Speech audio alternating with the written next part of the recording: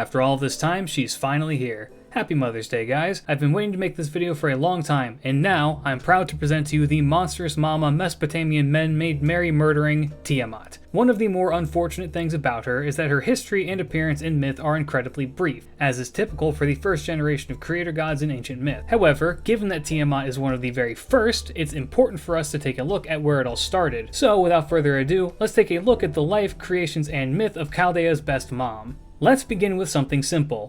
What Tiamat is supposed to look like. We don't really know. She is often described as being either serpent-like or a dragon, but this is debated. We know some of her various parts because of the descriptions of what her body was used for in the Enema Elish, with two of the most outstanding things being that she has an udder or breast depending on the translation, and a tail. Otherwise, we are somewhat unsure of what she is meant to look like. What we do know is that she is always identified as female. In the beginning, there was the primordial chaos of the sea. In that chaos were two primordial deities, the male Abzu, who is akin to an avatar of freshwater, and the female Tiamat, who is akin to an avatar of saltwater. The two mated and created the first things in existence that were not themselves, the male Lamu and the female Lahamu. Contrary to Fate's horrific depiction of these beings, they were actually more humanoid in appearance and served to protect households against demons. These two would have children of their own, the male Anshar and the female Kishar. From this pairing, we get the first Mesopotamian gods, Anu. As time went on, more of the gods were born and began to populate the world. The sight of these new gods disturbed Tiamat and bothered her enough that her consort Abzu requested the help of another god, Mamu, to calm her down and find a solution. Mamu showed up and essentially said, "Let's just kill the new gods." Tiamat, however, refused to do so, not wanting to destroy that which her children had created.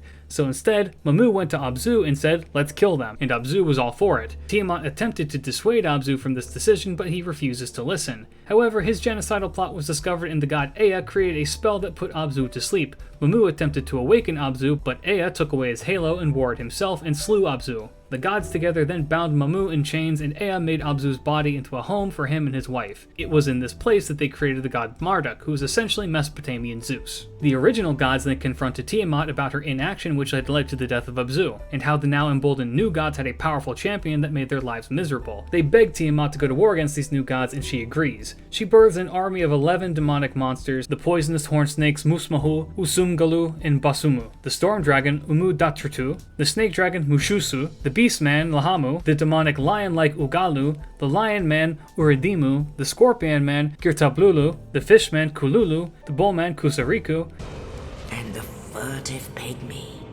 so easily forgotten. Tiamat then chose a new consort in the god Kingu, and gave unto him the tablets of destiny to show his authority over all things. With this army of overwhelming power and authority, Tiamat manages to defeat the younger gods. As they fall into despair for their inability to stand against the holder of the Tablets of Destiny, Marduk volunteers to go alone to attempt to defeat the demonic legion. However, this is done on the condition that he is made the chief of the gods if he is successful. His comrades agree to the condition and give him a magical mace. He then fashions a bow and arrow and imbues them with the power of lightning. Marduk is able to dispatch Kingu quickly and obtains the Tablets of Destiny. Then, using the 7 winds, he is able to stir Tiamat into single combat and taunts her for unjustly making Kingu her consort. Enraged, she attacks him and attempts to swallow him, but she is filled with an evil wind made by Marduk and becomes stunned.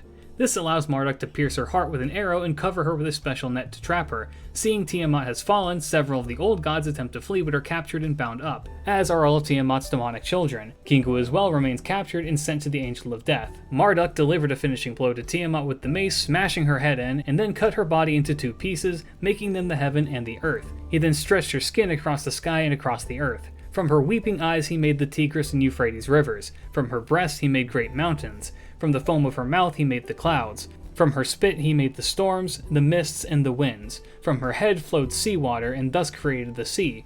From her tail he created the Milky Way, and in the stars he inscribed the images of the gods. While other things were also made from Tiamat's corpse, the wear on the tablets are too severe to say for certain what else was made. Tiamat stands out as a primordial chaos god because despite that title, she is not nearly as chaotic as one would initially believe. If anything, Tiamat is level-headed and rational for the most part, wanting to find another way to get along with the newer gods as opposed to killing them. It is only spurred into going into war when she is begged to do so by her other children, and after her husband has been killed. Realistically, she plays the role of a mother, attempting to punish her children who have strayed from the path that she believes is right. In most cases of mythological figures like Tiamat, they are either portrayed as being expressly evil or a complete non-factor. For example, Ymir in Norse myth is described as being a wholly evil being, so when he is killed and his body is turned into parts of the world is easy to accept.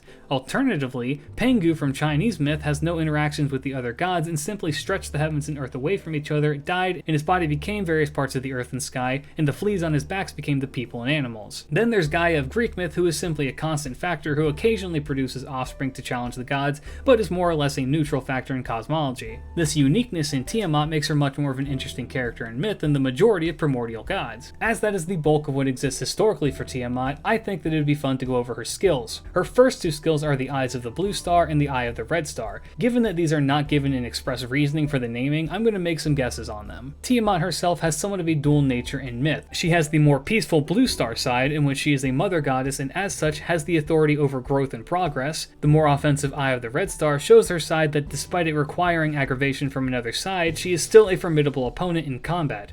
Her third skill can be alluding to one of two different things. It could either be about how in her legend her tail became the sea of stars above that we know as the Milky Way, or more likely that it was meant to be a representation of the primordial Sea of Chaos, hence, when wielded by her, it has restorative and energizing properties. As for her NP, it's mostly just a Fate original thing. Namu was the name of a primordial sea goddess who shares some aspects with Tiamat but is not seen as antagonistic, and Duranki is the name of the House of the Gods, similar to how Mount Olympus was for the Greeks. The connection that these two things share is tenuous at best, but a fun note is that it's also the name of Enkidu/Kingu's NP in Babylonia.